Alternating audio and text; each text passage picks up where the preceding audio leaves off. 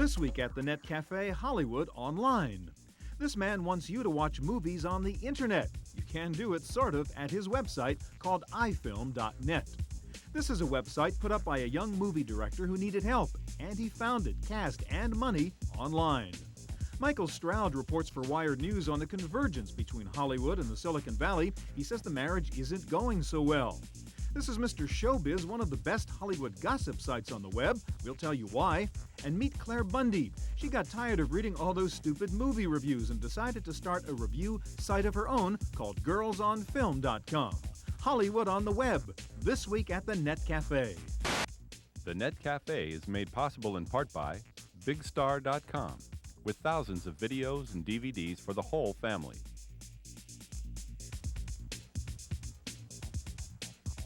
Additional support by TechWeb for up-to-the-minute technology news. And by TVA, Television Associates, bridging the worlds of computers and video with DVD authoring and MPEG encoding services. Hi, and welcome to the Net Cafe. We're hanging out here at the Club I in San Francisco as usual, and this week talking about Hollywood Online. You know, the worlds of Hollywood and the internet are getting closer and closer together so that you can not only go on the web to find out information about your favorite movie, some movie producers are actually planning to distribute their film on the net. And we're going to start out by looking at a site that does exactly that. It's called ifilm.net, and Jane is with the man who created it. Roger, we're talking about the convergence of the entertainment industry and the internet. And you are the founder of the iFilm network, and one of the things that a big part of what you're doing is really changing the way film is distributed, and of course distributing it digitally. When people come to your website, what are some of the things that they're going to see in terms of changing the way things are distributed? Let's see, a couple things I'll notice, straight off. And first of all the programming is on demand. So there's about 150 movies on the site right now. And they're all available 24/7. So you can pick your favorite genre. You can search by film subject. And these are independent films. These aren't the big names. These are shorts, documentaries. Right, absolutely. However, we did just run a feature over the website called Dead Broke, starring Paul Sorvino. And what we did was sort of the first true world premiere and made it available on the website so people could watch the whole movie over the web, and at the same time downloaded the file from our servers into the Tribeca Film Center in New York, and using a digital projector, put it on the big screen. So now we have the opportunity to not only view this movie direct in your home, but you can also go into a movie theater and have that downloaded digitally. That's the idea, absolutely, yeah. Now, one of the things I thought was neat at the website, a lot of these films are independent films, they're documentaries and so on. They're films that a lot of people might not have access to. And you've got a really interesting feature. You've got the sort of the 10 best and the 10 most viewed. Right. How does that work? How do you manage to do that? Yeah, I mean, we have a whole range of film, comedy, drama, documentary, really a whole broad range. The way it works is that pretty much every film gets its own film page. Essentially, think of it a permanent home page for the film. And you can read about the film, the cast and crew information. You can watch the film, obviously. And you can rate the film sort of 1 to 10. And then also very much like on Amazon.com, you can add your own sort of reviews. I like the film, I didn't like the review. I didn't like the film. And so there gets to be a real dialogue going on between the filmmakers and the film fans. So most popular is sort of the highest rated films. And then each film is tabulated how many times it's been watched. And most viewed. Yeah, most viewed. And some of our films are upwards of 20,000 viewers. So what happens when there's a movie that's really, really hot, that really shows a lot of potential? I mean, where can this filmmaker go from there? I mean, if he's starting to get this audience. Right. Really, what we like to say is put your film on iFilm and anything can happen. Sort of the sky's the limit. One example is a film called Peephole by Ed Vilga. It was one of the first films that we featured, got a great response, and then we contacted Ed and ended up, premiering his film on the web. Tons of our filmmakers are being contacted by everybody from, festival programmers to, people at studios looking for new up-and-coming talent, to the press. One of our filmmakers got a big write-up in the Hollywood Reporter. So this is a really great opportunity for new filmmakers to get into a market which is oftentimes really inaccessible to a lot of them. The other thing that I think is a big part of that website is that there's a sense of community, like most websites do have. The difference here is that you've got a lot of film fans and filmmakers coming together and interfacing. Absolutely. So what's that all about? I mean, what kind of things do you have going on there? It's a communal network. It starts with the ability to rate and review the films. We are putting up a whole set of what we're calling com tools, where filmmakers can actually schedule their film online. They have shared task lists, so all of the tasks. They have discussion boards and bulletin boards and chat rooms, and sort of there's digital filmmaking, there's digital distribution, and there's also digital promotion. So one way you can use the web to promote your film is sort of get the audience involved from the very early stages. From the very beginning. Right. And then, of course, delivering it through the internet as well. Right. And then we have a zine called iFilm.it, which is all about digital filmmaking and digital distribution. We are getting involved in the production of low-cost, high-quality digital films. Our next one will be Scheme. It'll be an iPhone production. So now you're producing movies as well as hosting them. It's a really great site. There's a lot of information there, and it's www.ifilm.net. Absolutely. Thanks a lot.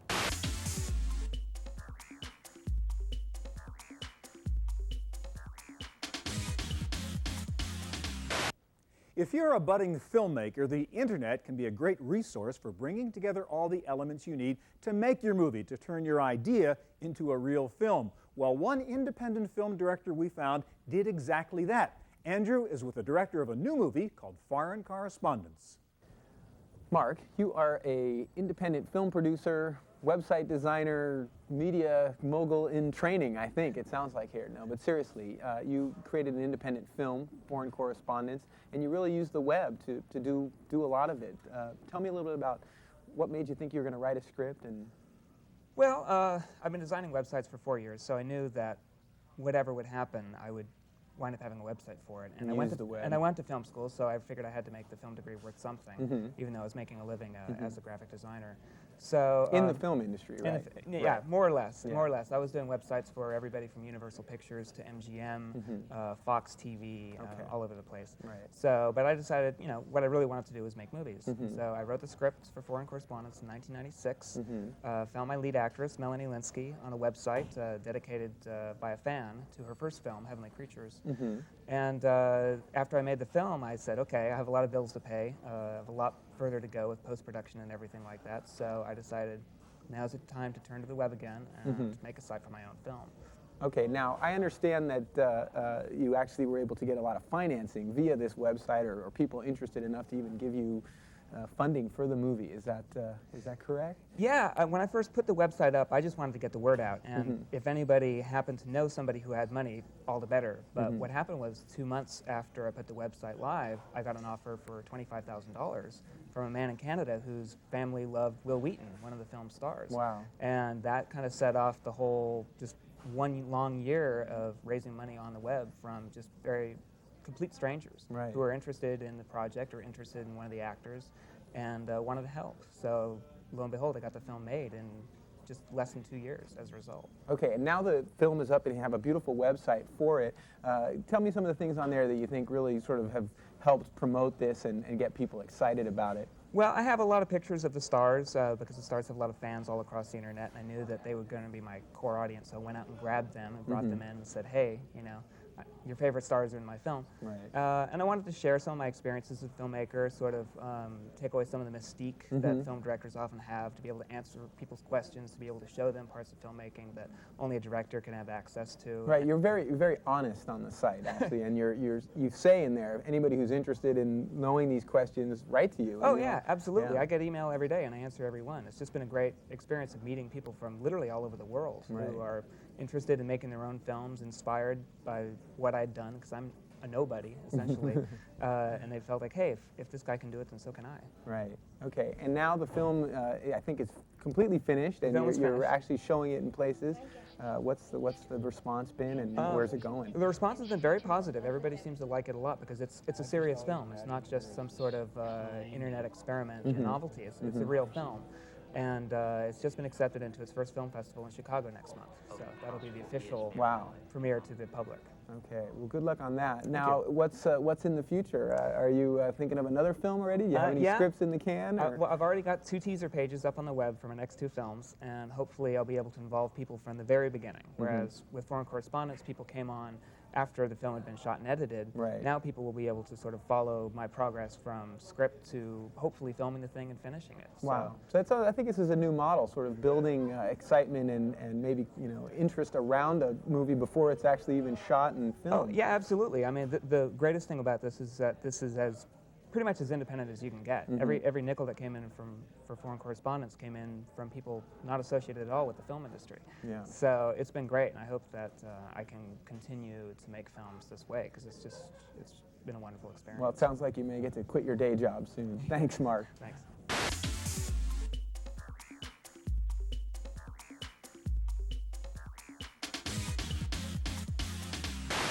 The internet is obviously playing a big role in the marketing and promotion of Hollywood movies, but Silicon Valley in general is getting a lot more involved now in the creative side of movie making. One man who follows this trend of digital Hollywood is Michael Stroud. Some of your writing is at Wired.com on Wired News.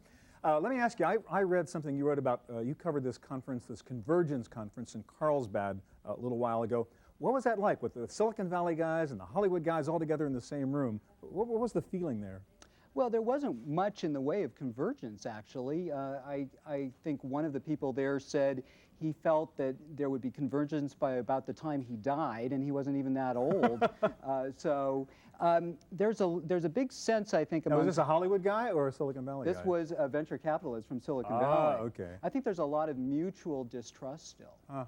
Well, we hear, though, convergence, we've been hearing it for years, and we know these guys are working together. Is it just kind of a technical relationship and not a spiritual relationship? I think it's anything but a spiritual relationship. I think there's a lot of caution on both sides, very different cultures, but it's an alliance of necessity. Now, George Lucas, you quoted him, I think. He spoke at some conference you were writing about. Right. He said, hey, my next movie is going to be all digital, top to bottom, shoot in digital video and get my computer animation and distribute it in digital. Is that really going to happen? Yeah, I think his plan for his next movie is to shoot 100% digital.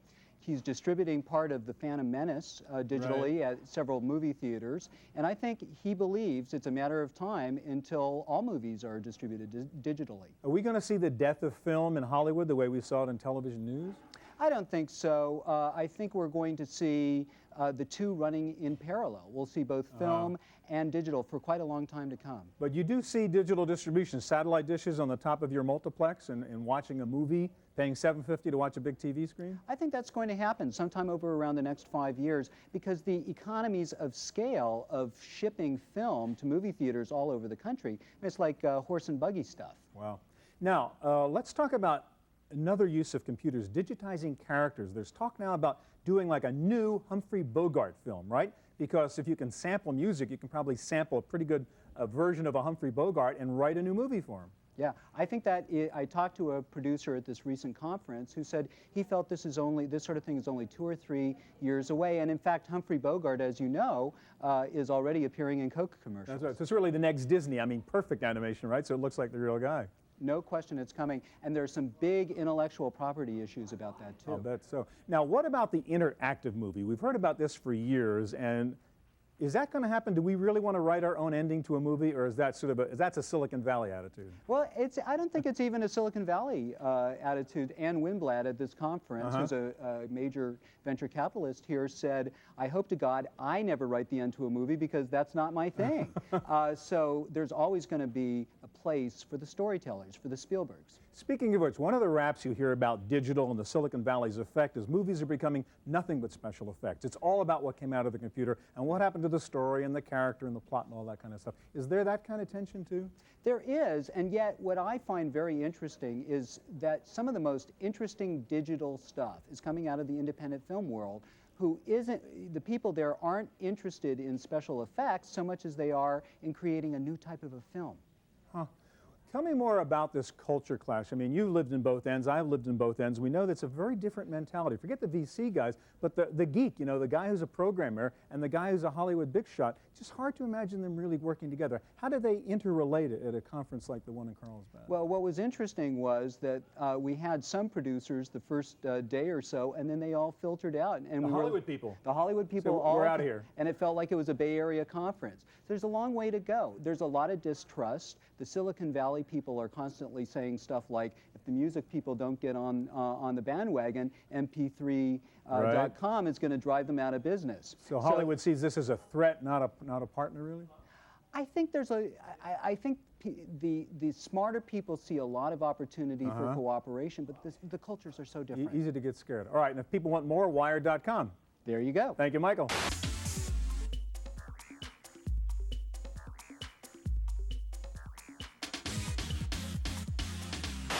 The web has become a great place to just hang out and talk about your favorite movies or pick up on the latest Hollywood gossip. One of the best Hollywood gossip sites we found is called Mr. Showbiz, and Andrew is with the site's editorial director. Jeff, you're from Mr. Showbiz, which is definitely one of the more popular entertainment sites on the web, and I think you have an interesting origin in that you didn't start as a traditional entertainment media company or company that covers the media. You guys started as an independent. Give me a little history on how Mr. Showbiz started and why all the way up in Seattle. Well, Mr. Showbiz started as part of Starwave Corporation, which was a Paul Allen company. Paul, of course, is the co-founder of Microsoft, along with Bill Gates, and Paul lives up in Seattle, so he decided that he wanted his media empire up there near him. So that's where Mr. Showbiz started. So you guys grew out of the same thing as ESPN and some of the other... And ABCNews.com, ABC that's right, News. yeah. Okay, so you're up in Seattle and you're reporting about Hollywood. How do you get inside that, that cloistered world of Hollywood? Well, the founding editor of the magazine was a woman named Susan Mulcahy, and Susan was the page 6 gossip editor for the New York Post. So she had a lot of contacts.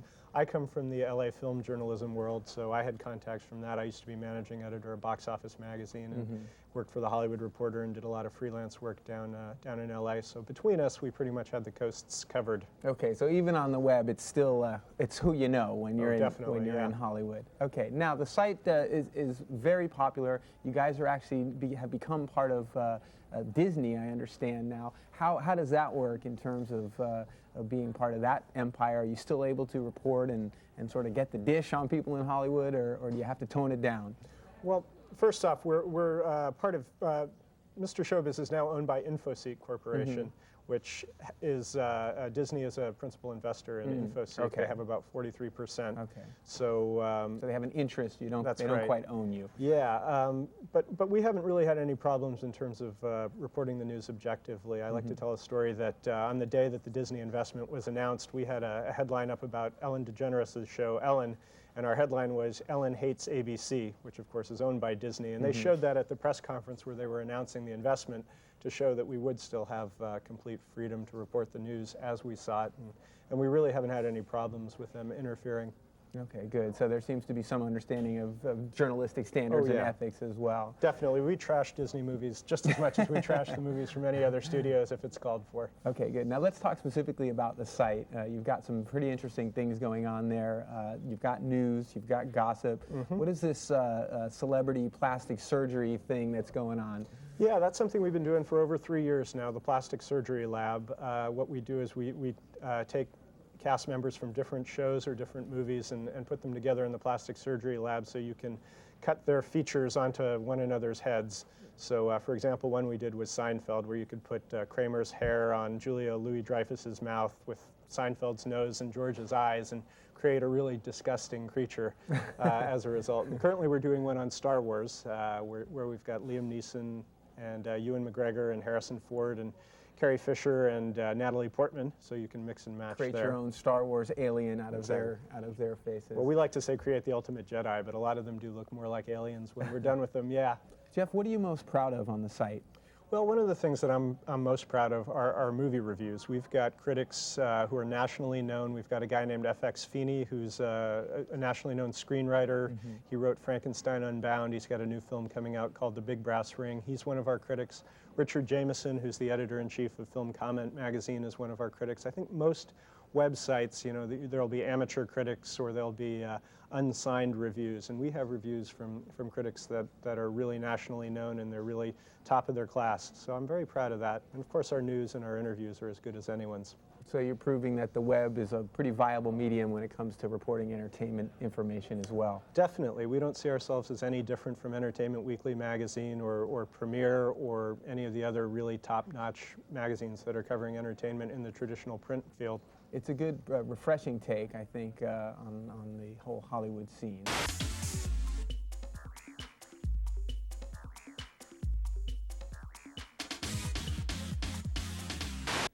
Have you ever read a movie review and then said to yourself, what's wrong with that guy? You know, you love the film and he hated it, or vice versa. Well, there's finally a group of movie fans who did something about that and created their own movie review website. It's called girlsonfilm.com, and Jane is with one of the site's creators.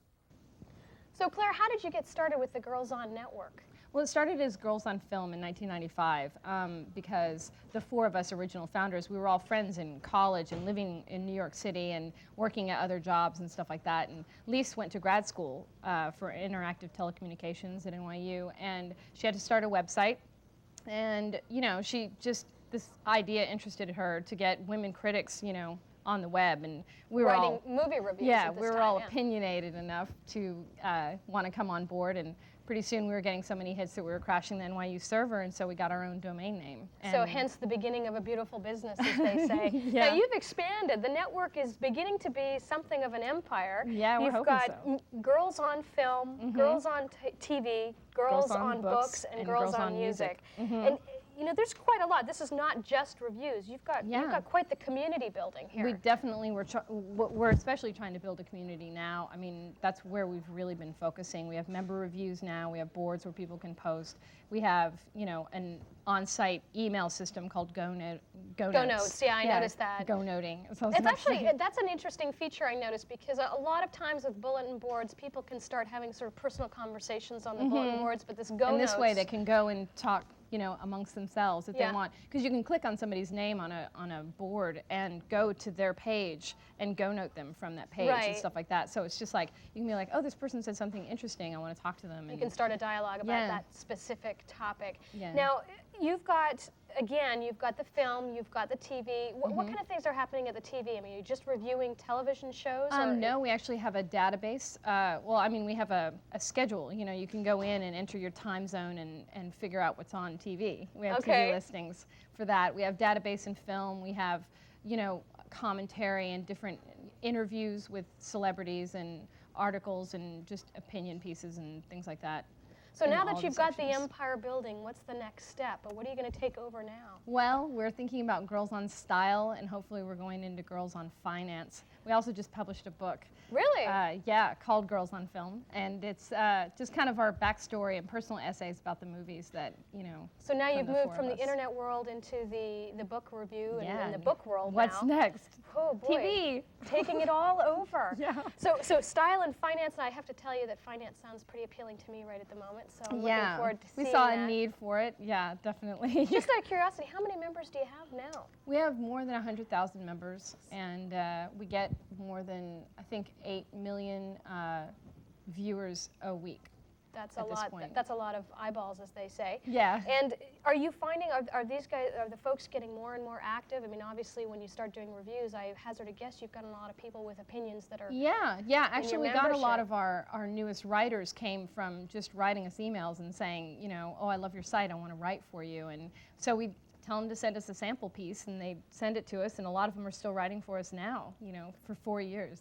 So now how do you think you've had an impact on the movie industry and the television industry? Obviously, the Girls Network has some pretty clear opinions on things. Do you think you're shaping anything? I'm not sure if we're shaping anything. I mean, you know, you always want to think that you're making some kind of contribution. We've been, you know, noticed by people. You know, we've had producers and directors, you know, of smaller films and stuff write us and just be like, we had supposedly Martha Plimpton wrote us once, but you can't ever tell on the internet if it's somebody for real. Right. But, you know, gave us a little story about herself, and, you know, actually Roger Ebert wrote about us in Yahoo Internet Life as one of his top 10 film sites, like right when we started back in '96. There's a great plug right there. Yeah. So looking forward to seeing some of the new things with the Girls on Network, with finance and with style. But if you want some great movie reviews, check it out, the Girls on Network. Thanks, Claire.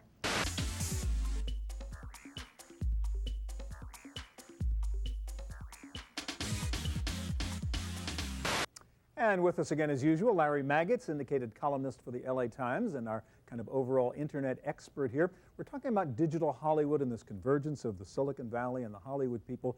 It seems to me there's a downside to that. The stuff is getting so complicated. Used to be you could just watch your TV, right, or just go to the movies, and now it's millions of knobs and switches. It's really crazy. I've been in the market for one of these big screen TVs and this surround sound system, and buying it is complicated, setting it up is complicated, and using it is complicated. You know, back when I was a kid, we had a knob from 2 to 13. It's a lot more complex than that. And I think consumers are going to have an easier solution before they're going to buy into this really. And the big nightmare, we understand Windows is now coming to our AT&T cable set-top box. Absolutely. With AT&T and Microsoft working together, we're going to have Windows CE. Now, they say that it's going to make it easy. Well, we'll have to wait and see on that one. Now, there's one very cool piece of technology for movie buffs who are also geeks, and you have that there. That's the new Palm 7. If you want to go, simply go to a movie. Tell us how that works. Well, you're on a date. You decide you want to see what's playing, so you pop out your Palm 7. You don't have a newspaper. No, you pop out your Palm, so you lift up the antenna, and you bring up moviephone.com, the same place on the web. It automatically knows where you are, so it knows your zip code. You punch it in, and it tells you what's playing locally. Now, that's a useful piece of technology in the movie world. It's only $600, and you can know what's playing. I'll buy the paper. Thank you very much. And thank you for joining us here at the Net Cafe, and thanks to the folks at Club Eye for hosting us. I hope we'll see you again here next time. The Net Cafe is made possible in part by BigStar.com, with thousands of videos and DVDs for the whole family.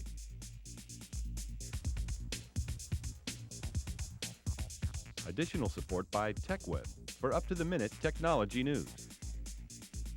And by TVA, Television Associates, bridging the worlds of computers and video with DVD authoring and MPEG encoding services. To purchase a videotape copy of today's program, call toll-free 1-888-310-7850. Please specify the show number and the topic.